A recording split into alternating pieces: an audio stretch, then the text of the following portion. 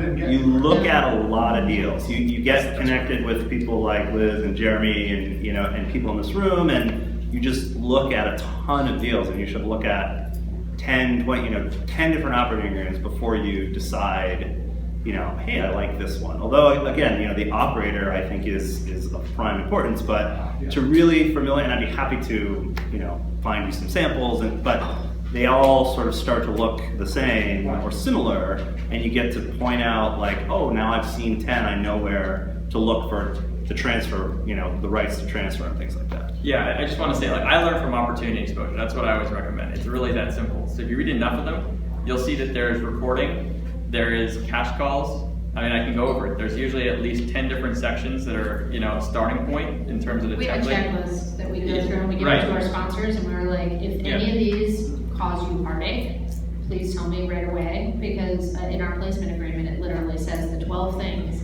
we won't budge on, because we would never put an investor in a deal where they disclaim fiduciary. Who disclaims You guys fiduciary? have a standard, your standard form. We also, so but we don't always get to use it. So it depends on how much of the equity we are, but sometimes we try and use our operating agreement because it cuts down on legal, because our attorney will then look at it and know, they can redline and see where they've changed things. It makes it a lot easier. But if we use their operating agreement because we're only a small portion of the equity, we still say to them, like, these 12 things are things that we cannot do. We will not do.